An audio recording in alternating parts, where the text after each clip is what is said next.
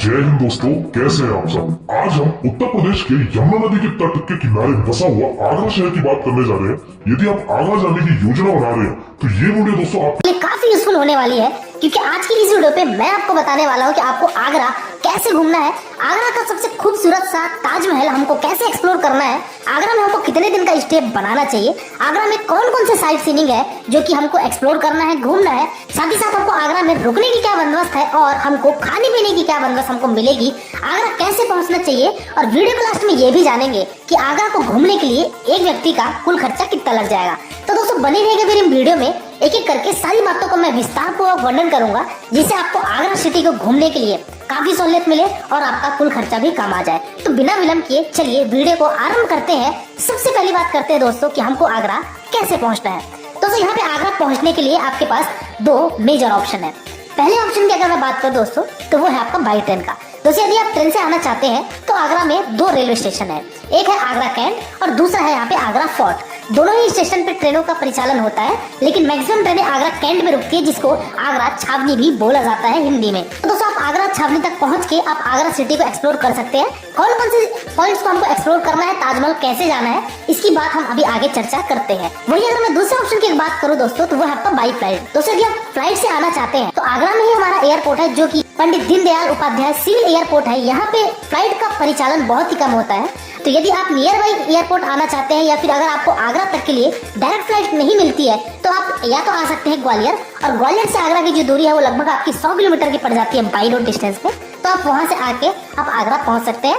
वही दूसरा बड़ा एयरपोर्ट है वो है आपका इंदिरा गांधी इंटरनेशनल एयरपोर्ट दिल्ली। दिल्ली से भी दोस्तों आप यमुना एक्सप्रेस वे से आकर 180 किलोमीटर की दूरी तय करके आप आगरा पहुंच सकते हैं। चलिए दोस्तों अब बात करते हैं कि हम आगरा पहुंच चुके हैं और अब हमको आगरा में कहाँ स्टे लेना चाहिए, होटल के हमको क्या बंदोबस्त है, और इससे भी पहले ये जानेंगे कि आगरा में हमको कितने दिन की ट्रिप बनानी चाहिए।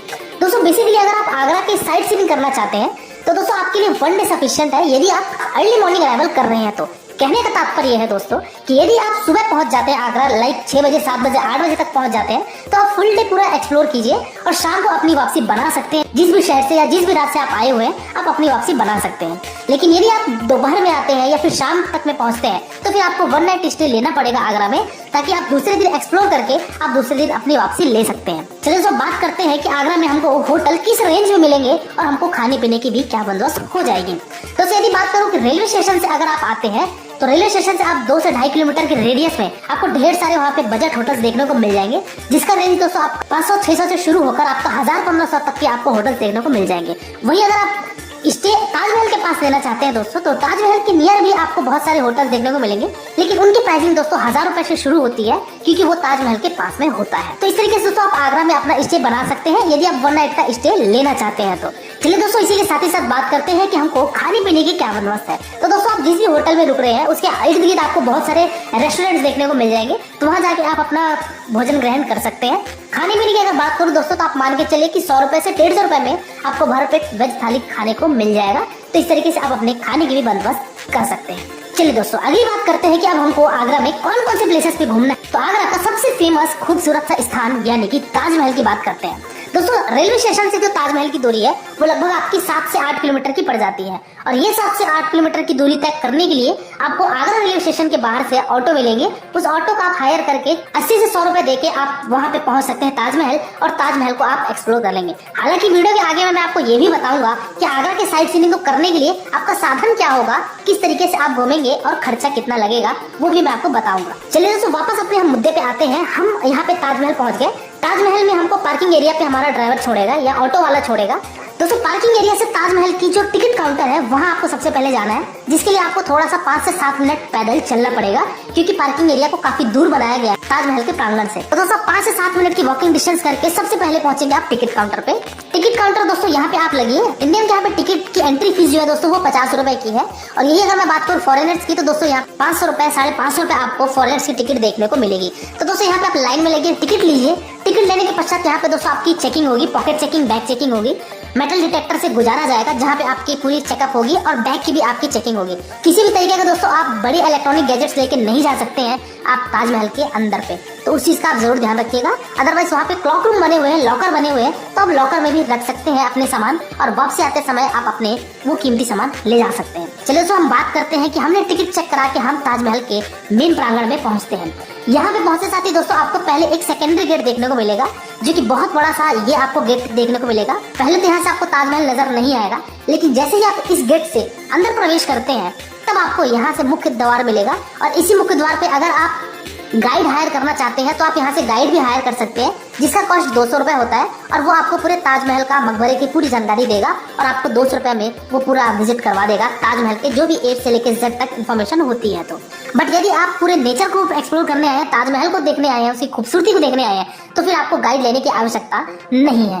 तो दोस्तों यहाँ पे आप पहुंचेंगे और यहाँ से देखेंगे इस खूबसूरत से हमारे संगमरमर की ये ताजमहल काफी ज्यादा आपको लुभावित करेगी। तो मुख्य तौर से दोस्तों जैसे ही आप थोड़ा सा और आगे बढ़ते हैं यानी कि ताजमहल की तरफ बढ़ते हैं, तब आपको वहाँ पे एक और एंट्री टिकट देखने को मिलेगी, जहाँ पे आपको 200 रुपए की एंट्री टिकट कटवा के और जूतों पे शू कवर डाल के आपको मकबरे के पास जाने को मिलेगा।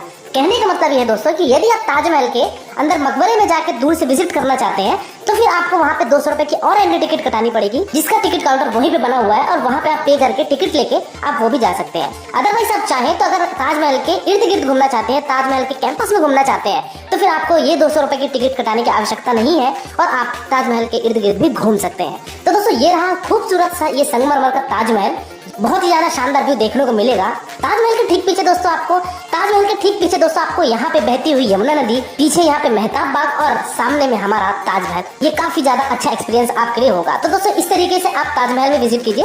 ताजमहल में दोस्तों घूमने के लिए आपको कम से कम 1.5 से 2 घंटे लग जाते हैं, क्योंकि काफी बड़ा प्रांगण है। तो फोटोशूट कराते, घूमते, मस्ती करते आराम से आप सभी चीजों को एक्सप्लोर कीजिए और एक्सप्लोर करने के पश्चात आप वापस से ताजमहल के एग्जिट गेट से आके पार्किंग एरिया पे जाइए और अपनी गाड़ी पकड़ के दूसरे स्थान की तरफ बढ़िए, जो कि है यहाँ का आगरा फोर्ट। दोस्तों आगरा फोर्ट आपका ताजमहल से लगभग 4 से 5 किलोमीटर की दूरी पे स्थित है। तो दोस्तों आप आगरा फोर्ट जैसे पहुंचेंगे तो यहाँ पे भी आपको सबसे पहले टिकट कटानी पड़ेगी। टिकट कॉस्ट दोस्तों यहाँ पे 40 रुपए होता है पर पर्सन। वही अगर फॉरेनर्स की बात की जाए तो दोस्तों 400 रुपीज होता है पर पर्सन और इस आगरा फोर्ट में आप विजिट करेंगे। आगरा फोर्ट में भी विजिट करने के लिए दोस्तों आपको कम से कम आधे से 1 घंटे का समय चाहिए, क्योंकि ये भी फोर्ट काफी बड़ा है। यहाँ पे प्राचीन काल पे जो हमारा राजाओं की महल हुआ करते थे वो सब की भी यहाँ पे आपको चीजें देखने को मिलेगी। तो आप आगरा फोर्ट में आके सभी चीजों को एक्सप्लोर कीजिए, आराम से घूमिए। तो आगरा फोर्ट में भी आप कुछ समय रहिए, बिताइए, फोटोशूट कराइए और ये सब चीजें घूमने के पश्चात वापस आप पार्किंग एरिया पे आइए। पार्किंग एरिया पे दोस्तों अपनी गाड़ी पकड़िए और गाड़ी पकड़ के आप प्रस्थान कीजिए अपने अगले साइड सीने की तरफ, जो की है आपका एतमत दौला। दोस्तों एतमत दौला को हालांकि मिनी ताजमहल बोला जाता था, क्योंकि जब ताजमहल का निर्माण नहीं हुआ था तो इसी को ताजमहल बोला जाता था, इसलिए इसका नाम आज के डेट में मिनी ताजमहल रखा गया है, जिसको बीबी ताज के नाम से भी जाना जाता है और ऑफिशियल नेम इसका एतमत दौला नाम रखा गया है। तो दोस्तों यहाँ पे भी आइए। यहाँ पे आते साथ ही दोस्तों आपको सबसे पहले 30 रुपए की एंट्री टिकट कटानी पड़ेगी। वही अगर बात की जाए फॉरेनर्स के लिए तो दोस्तों 260 रुपए आपका एक व्यक्ति का होगा और ये टिकट लेने के पश्चात आप इस एतमत दौला में भी विजिट कीजिए। काफी शानदार व्यू यहाँ से भी आपको देखने को मिलेगा, क्योंकि इसका जो बैक साइड है यहाँ से आपको यमुना नदी देखने को मिलेगी। तो बहुत ही ज्यादा शानदार यहाँ से आपको व्यू देखने को मिलेगा, एक्सपीरियंस होगा। तो यहाँ भी रहिए, कुछ समय बिताइए, फोटोशूट कराइए और प्रस्थान कीजिए आप अगले साइड सीनिंग की तरफ, जो कि है आपका मेहताब बाग। दोस्तों मेहताब बाग आपका एक और नया डेस्टिनेशन आता है, जो कि ताजमहल का बैक साइड ये कहलाता है। मेहताब बाग में दोस्तों अक्सर लोग आते हैं फोटोशूट कराने के लिए, प्री वेडिंग शूट कराने के लिए, और साथ ही साथ इस मेहताब बाग में कई मूवी की शूटिंग भी हुई थी। तो दोस्तों आप मेहताब बाग आइए, यहाँ विजिट कीजिए, क्योंकि यहाँ का वातावरण, यहाँ का नेचर बहुत ही ज्यादा शांत है। तो यहाँ पे भी कुछ समय बिताइए। मेहताब बाग में आने के लिए दोस्तों आपको 25 रुपए की सबसे पहले एंट्री टिकट कटानी पड़ेगी और उसके पश्चात आप जैसे ही वहाँ पे आगे बढ़ेंगे तो यहाँ से आपको यमुना नदी और सामने आपके ताजमहल का व्यू बहुत ही ज्यादा शानदार देखने को मिलेगा। तो यहाँ पे भी कुछ समय एक्सप्लोर कीजिए और यदि आपके पास समय है तो आप चले जाइए फतेहपुर सीकरी, जो कि आपका अगला गंतव्य आता है हमारे आगरा के सिटी टूर में। दोस्तों हालांकि फतेहपुर सीकरी आपका आगरा से लगभग 40 से 45 किलोमीटर की दूरी पे स्थित है। तो यदि आपके पास समय है तो आप फतेहपुर सीकरी चले जाइए, वहाँ पे भी आपको टॉम देखने को मिलेंगे। तो वहाँ भी जाके एक्सप्लोर करके कुछ समय देकर आप वापस से आगरा आ सकते हैं। लेकिन आपके पास अगर समय की अभाव है तो आप उसी दिन अपनी प्रस्थान कर लीजिए अपने अपने शहरों के लिए, अपने अपने राज्यों के लिए। तो कुल मिलाकर दोस्तों एक दिन पर्याप्त होता है आगरा को घूमने के लिए, यदि आप अर्ली मॉर्निंग आते हैं तो। वही अगर आप शाम के वक्त आते हैं तो आपको 1 नाइट का स्टे अवश्य लेना पड़ेगा। चलिए दोस्तों अगली बात करते हैं कि इन सभी स्थानों को घूमने के लिए हमारा साधन क्या होगा और हमारा किराया कितना होगा। दोस्तों आप आगरा कैंट आइए, यानी कि रेलवे स्टेशन आइए, चाहे आप एयरपोर्ट आइए, आपको लेनी पड़ेगी वहाँ पे टैक्सी। दोस्तों ऑटो वाला आपका 4 से 5 पॉइंट घुमाने के लिए लगभग 500 से 600 रुपए लेगा।